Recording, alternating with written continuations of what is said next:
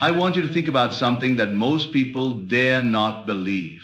What if the only thing standing between you and a life of abundance, wealth, and effortless riches is a promise? Not a promise from another man, nor from some institution, but a promise you make to yourself today. I remember when I was living in near poverty, with hardly enough to pay rent. But I made a quiet, simple vow to myself. I will never again doubt that my imagination is God. That promise changed everything. That night, I went to sleep imagining wealth, not as a desire, but as a state I had already entered. I didn't hope for millions. I walked in the assumption that they were mine. Within months, my world began to move. Opportunities I never expected appeared. The outer mirrored the inner. I had stepped into a richer version of myself, and the world followed. The first truth is this: your inner word is law. When you make a vow to yourself, you set into motion spiritual forces that begin to shape reality. Most people casually wish, but few ever assume. To promise is to command. It is to impress upon the subconscious the permanence of your decision. When you decide, truly decide, that wealth is now your identity, that decision takes root like a seed. The outer world may look unchanged at first, but under the surface, the soil is alive. Secondly, millions respond not to effort, but to assumption. You cannot chase wealth into existence. The harder you reach for it, the further it runs. But when you wear it as your garment, as your natural state, the world bends toward you. Just as sleep follows weariness, wealth follows the one who assumes it. You must live now, in thought and feeling, as the one who has already received, not ask how. The how is the domain of the unseen. Your task is to be still and know that it is done. Third, a promise is more than words. It is a spiritual position. To promise is to occupy a new consciousness. It is to reject all prior evidence of lack. When you say, I am wealthy, and mean it, you crucify the old man of doubt and resurrect the new man of conviction. This act of internal allegiance is more powerful than any contract or loan or job. You don't need permission from the world. You need only remain loyal to the vision within. Fourth, every promise you keep with yourself strengthens your divine authority. You are the operant power. To say, I shall, and follow with I am, is to move mountains. Do not break your inner promise by falling back into appearances. Circumstances are not the cause. They are the echo. You promise wealth. Now walk, breathe, and think like wealth itself. If today you hold your ground in consciousness, tomorrow the ground will bring forth fruit. Fifth and finally, millions come as confirmation, not compensation.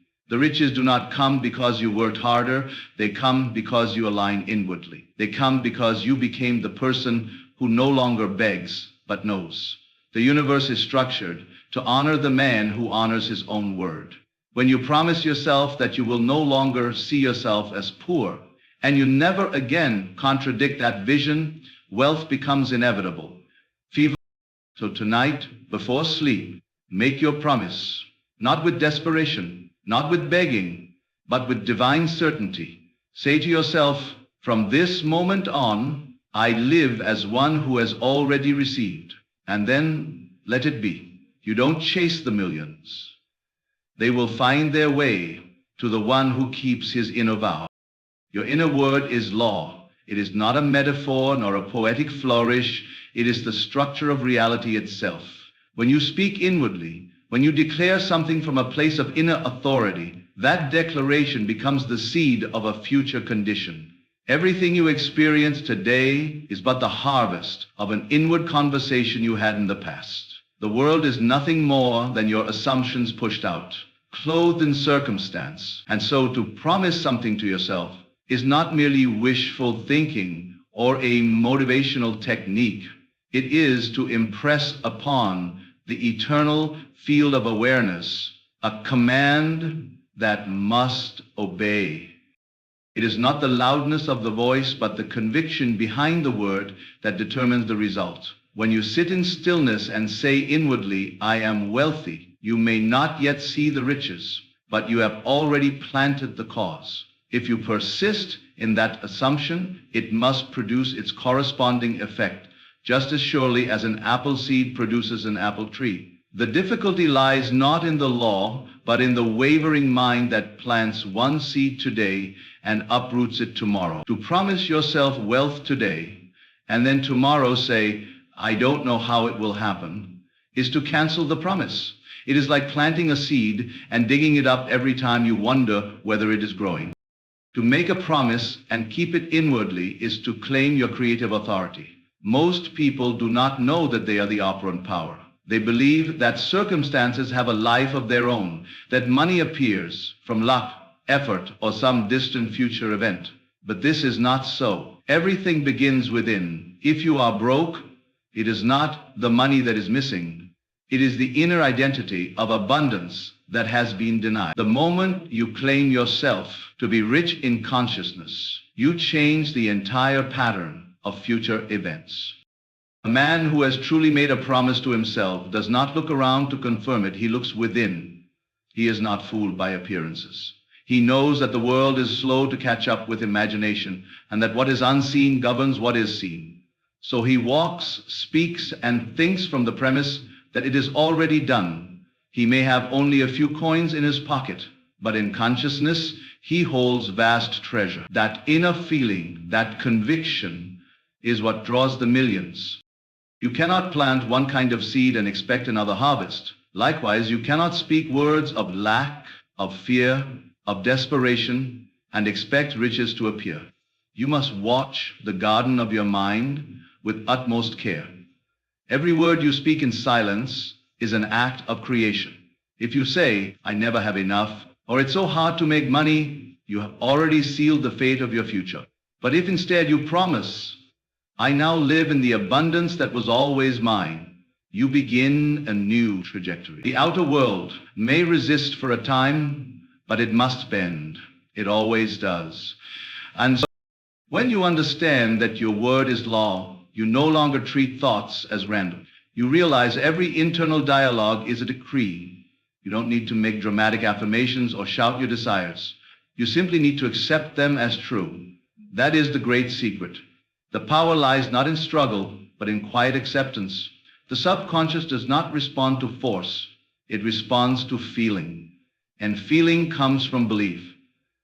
In belief, when you promise yourself wealth, don't think of it as something to earn or attain.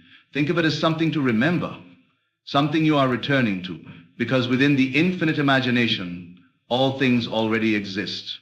You are not creating wealth. You are aligning with the version of yourself that has always possessed it.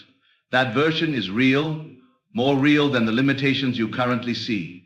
Your promise is a bridge to that reality. The act of promising awakens responsibility. It anchors the mind to a single outcome. You are no longer scattered. You are no longer hoping. You are no longer trying. You are knowing. That is the true difference. A man who hopes speaks from separation. A man who knows speaks from unity. He has already arrived. When you live from the state of having already received, you collapse the distance between desire and fulfillment. The world simply mirrors back the echo of your decision. So, keep your promise and never contradict it. Never speak against your vision. Never dilute your conviction with doubt. The world will tempt you to look at facts, to measure your progress by appearances.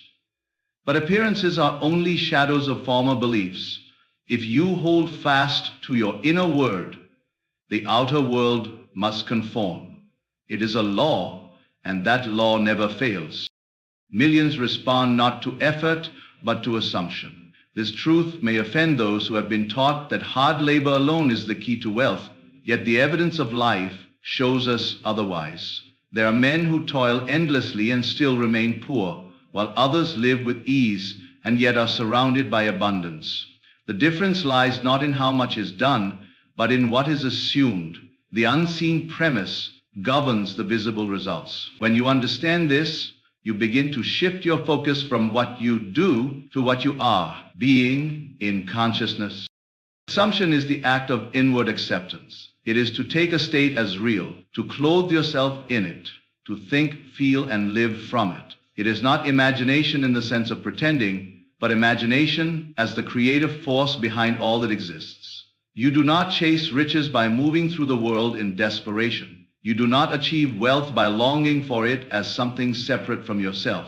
You become wealthy by assuming the feeling of already being the one who possesses it. From that place of inner knowing, action becomes effortless and opportunities flow in harmony with your state of consciousness.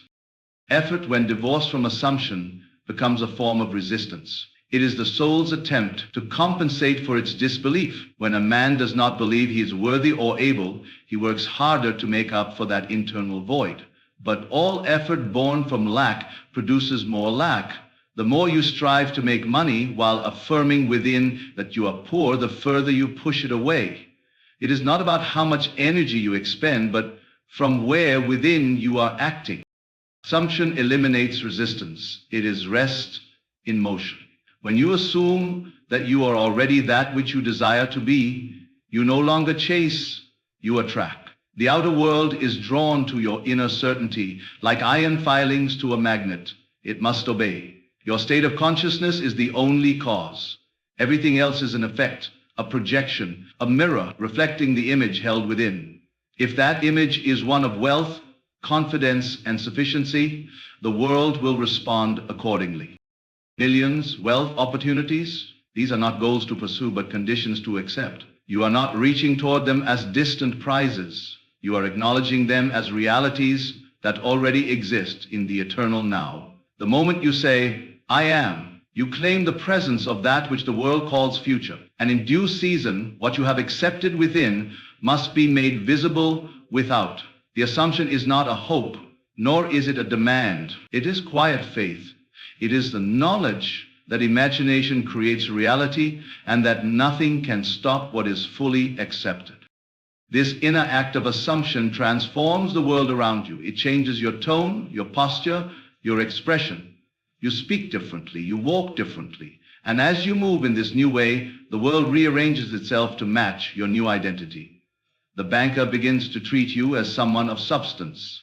The invitation you never expected appears. The gift, the job, the miracle, it comes not because you worked harder, but because you accepted it before it appeared. Assumption goes before the fact and becomes the cause of it. The tragedy is that most people are trained to wait. They are taught to react. They are conditioned to believe only what their senses report. But if you live only by what you see, you remain bound by what already is. To break free, you must trust what is not yet visible. You must close your eyes to the world and open them inwardly. You must dare to believe something greater and feel it as though it were here now. That is the true labor, not the sweat of the brow, but the discipline of the imagination. To assume wealth is not to fantasize about it, but to anchor yourself in its presence, to feel it flowing through your life, even when your bank account says otherwise. To act in ways consistent with abundance, not extravagantly, but confidently. It is to dwell in the knowing that what you have assumed cannot fail to materialize. For every seed produces after its own kind, and assumption is the seed of every visible thing. Let others hustle and chase and exhaust themselves. You will move from a deeper place. You will allow your assumption to become your atmosphere, and soon the riches will not be an event, but a reflection. They will not arrive because you fought for them, but because you finally believed they were already yours. A promise is more than words. It is not the sound made by the mouth, nor the thoughts passing through the mind. A true promise is a spiritual position, an internal alignment with a state of being that refuses to contradict itself. When you make a genuine promise to yourself, you are not merely declaring something into the air. You are entering a new dimension of consciousness. You are deciding to occupy a different version of yourself and to remain loyal to it regardless of what the physical world shows you. Most people speak promises, but they do not live from them. They say, I will be wealthy, yet continue to walk in the habits and thoughts of lack. Their promise is shallow because it is not grounded in identity. A real promise is not a future hope. It is a present claim. It is the internal decision to cast out the old man, the former beliefs, and to take up a new garment, a new self in you, and to dwell in it without question. When you say, I am now wealthy, that is not a declaration to impress others. It is a call to the subconscious to accept a new blueprint. That internal acceptance creates a spiritual contract. The subconscious, once impressed with a clear and consistent idea, must express that idea in your outer world. It does not fail. The only reason most never see their desires materialize is because they break their own promises by returning to doubt, by looking back at the evidence of the senses instead of remaining steadfast in the unseen truth they once claimed. To occupy a state means to live from it, to make it your home. You would not build a house, move in, and each night wonder whether it was real. So it must be with the promises you make to yourself. If you have promised wealth, then you must dwell in the assumption that it is already yours. Every thought, every reaction, every decision must now come from the premise of that fulfillment. If you promise love, then you do not act as one seeking it. You move as one who already has it. And the world mirrors that truth back to you in countless ways.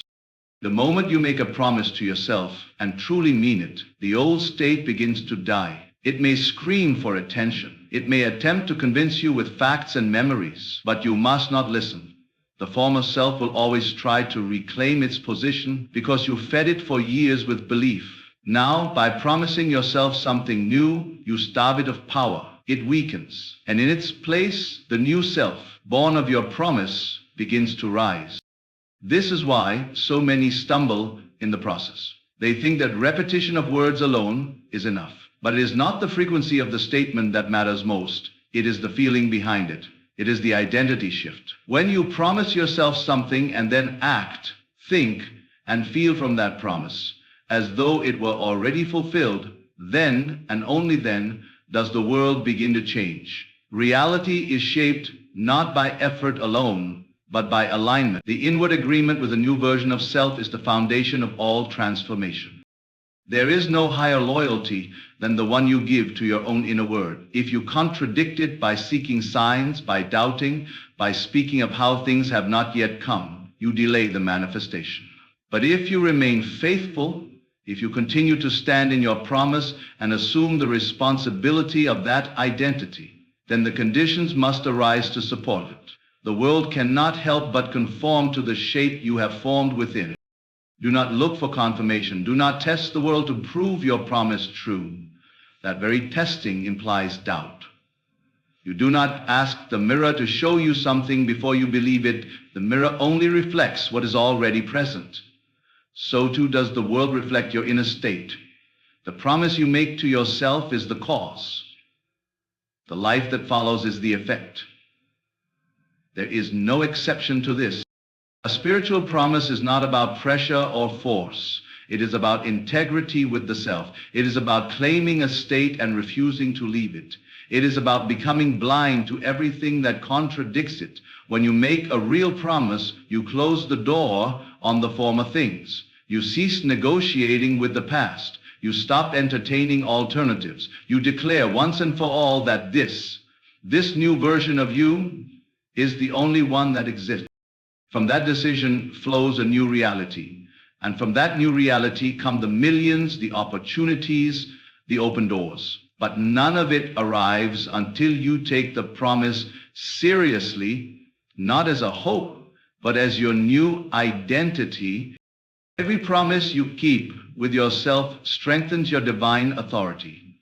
The world does not grant you power, it reflects it. Authority is not given, it is assumed.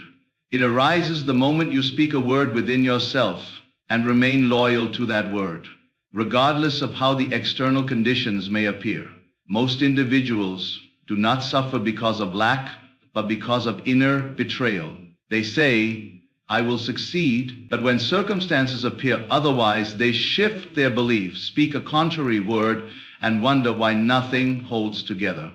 The truth is this: when you break the promises you have made to yourself, you fracture your inner power.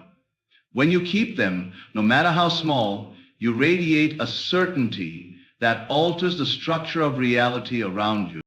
Power begins with consistency. It is not the size of the promise that matters, but the depth of your alignment with it.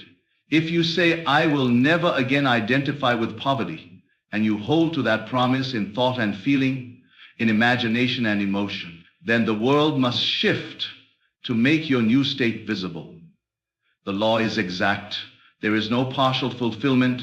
If you remain stable in your inner allegiance, the outer must express it in due time. But the moment you waver, the moment you let fear or memory dictate your inner world, you step out of that authority, and the world reflects your confusion instead of your command. Man or woman who keeps their inner word becomes magnetic. They carry an unseen force, a spiritual gravity. Opportunities come not because they chase them, but because the world recognizes their steadiness. The millions they seek begin to organize themselves around this consistency. Money is not attracted to chaos, it is attracted to clarity. And clarity comes from a single-minded focus on who you are in consciousness. If you are wealthy within, the forms of wealth must come. They may arrive through strange, unexpected channels, but they will come because the inner word was kept. The universe is not chaotic. It is responsive, and it is always listening. When you say, this is who I am, and never again contradict that identity, the whole of life rearranges itself to support you. People are drawn into your life, not because of what you do outwardly, but because of who you have become inwardly. That becoming is birthed from promise, and every time you refuse to turn back, every time you choose to remember your vow in the face of contradiction, you grow in power. There is no need to prove anything to the world. Your only task is to remain loyal to your assumption. When the outer world tempts you with facts, with conditions that seem to oppose your vision, you do not react, you reaffirm. You say within, I have already decided. You do not argue with appearances. You replace them in imagination. You reaffirm your promise. This act, silent, invisible, disciplined, builds a force that becomes undeniable. People will begin to treat you differently without knowing why. You will walk into rooms and carry a weight of authority without ever speaking a word. That power is not learned, it is earned through inner loyalty. Every kept promise refines your ability to assume and hold. Your faith is not blind, it is founded on experience.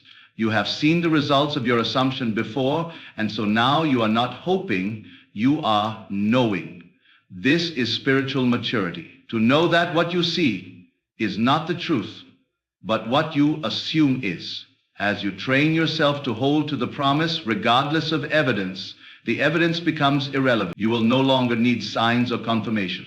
You have made a covenant with your future self, and that covenant is enough. Do not underestimate the significance of a small promise. If you say, I will carry myself as one who has already succeeded, and you do so faithfully for a week, your mind will begin to shift. Your language will change. Your posture, your choices, your preferences will all align with that identity. The world cannot help but notice. And as the world begins to respond, your faith deepens. The chain reaction begins. But it all begins with a single promise and the decision to never break it. Power is cumulative. Each time you hold your state, even when the world looks opposite, you are forging an inner strength that multiplies itself. This strength becomes the engine behind manifestation. It makes your thoughts magnetic, your imagination potent, your energy undeniable. The one who keeps their promise with the unseen becomes master of the scene. They no longer seek, they attract. They no longer try, they command. And all this is born from the invisible act of keeping their own inner word. Millions come as confirmation, not compensation. The world has taught you that wealth is a reward, a transaction between your effort and its approval. But this is not how spiritual law operates. In truth, what appears as compensation in the outer world is only the confirmation of a state you have already accepted as true within yourself. When the millions arrive, they are not the payment for your labor, nor the prize for your morality. They are the evidence that you have entered into a new concept of self. That concept, once fully assumed, must clothe itself in visible form. It cannot do otherwise. You are not rewarded for hard work. You are revealed by your identity. The riches of this world, the abundance of life, all flow to the one who knows who they are, not in the sense of biography or memory, but in the sense of being. The man who inwardly assumes he is rich, even when nothing in the outer suggests it, has already altered the unseen causes of his reality. The riches that appear later are not earned. They are outpictured from the state he dared to occupy in silence. The problem arises when people try to use manifestation as a tool to get something, instead of as a mirror to reveal who they are. If you approach this work hoping to attract millions by reciting affirmations while still identifying as someone who lacks, you contradict yourself. You are asking for confirmation of a state you do not yet believe in. And so the world withholds, not as punishment, but as a reflection of your doubt. You must first become the version of yourself who naturally receives, not by pretending, but by inwardly assuming that you already are. Nothing in life comes to you because you chase it. It comes to you because you are in harmony with it. You cannot chase that which you already are. The man who knows he is wealthy never asks when it will happen. He walks, speaks, and lives from the knowledge that it is already done. And this certainty creates movement. The phone call, the opportunity, the shift in favor, all of it is summoned, not by effort, but by alignment. The world responds not to need, but to being. You must understand this principle deeply. What you call a blessing is not a gift from outside yourself. It is the flowering of a seed you planted in consciousness. And so the millions, when they come, are not a surprise. They feel natural. You may feel grateful, yes, but not shocked, because you knew. You knew when you made the promise. You knew when you walked in the assumption. You knew when you felt the change within you even before the world responded. That knowing is the origin. The appearance of wealth is merely its echo. To live in this way requires discipline of the mind. You must resist the temptation to check for signs. Every time you ask, is it working? You affirm that it has not yet worked. Every time you seek evidence before you believe, you delay the arrival of the evidence. The one who knows does not need proof. He needs only to remain still in his conviction. He walks in the world quietly, but with inner certainty. The world bends to his belief, not because he pushed it, but because he drew it in. Do not wait to feel wealthy until the money arrives. Feel wealthy now, and the money will come. The sequence is essential. The world cannot give you what you have not yet become. It can only reflect. It does not initiate, it responds. You are the initiator. Your assumption sets the tone, your sustained feeling sets the rhythm, and once your vibration stabilizes in that new identity, the outer will mirror it with mathematical precision. This is why riches come effortlessly to some and never to others. It is not about skill or strategy. It is about identity. The outer world may call it luck, timing, or favor, but it is none of these. It is certainty. It is embodiment. The riches are confirmation that you no longer question who you are. They are not meant to make you believe. They are the result of belief. They are not the motivation. They are the consequence. The spiritual law is always exact. Assume first, persist second, receive third. That is the order. Any other method delays the outcome or makes it conditional. So when the millions arrive, you will smile, not because you doubted, but because you remembered. You knew the moment you made the inner promise. You felt the shift. You watched the old man die and the new man rise. And now the world is merely catching up to what you claimed long ago in silence. You do not need to wait another day. The moment you make a solemn, unshakable promise to yourself, and you truly believe it, you have rewritten your destiny. The outer world is not in charge. It is not your master.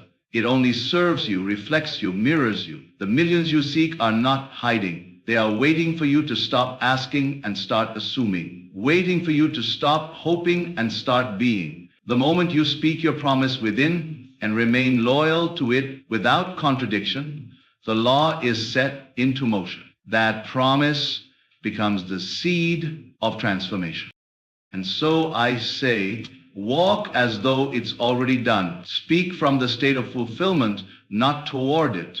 Live as the one who no longer waits, no longer wonders, no longer doubts. That inner promise is your covenant with the unseen power that shapes all things. Keep it, not with tension or fear, but with confidence and ease. Make the promise once, keep it always. Refuse to negotiate with appearances. Refuse to be swayed by time. Let the world catch up to what you already know is true. That abundance is your nature, wealth is your reflection, and your imagination is the source of it all. The riches will come, the opportunities will unfold, the doors will open, not because you chase them, but because you dared to believe, to assume, to promise, and to live as though it was already yours. And when they arrive, as surely they will, you will not be surprised, you will be still. Because deep within you will know this was never about waiting. It was about remembering who you truly are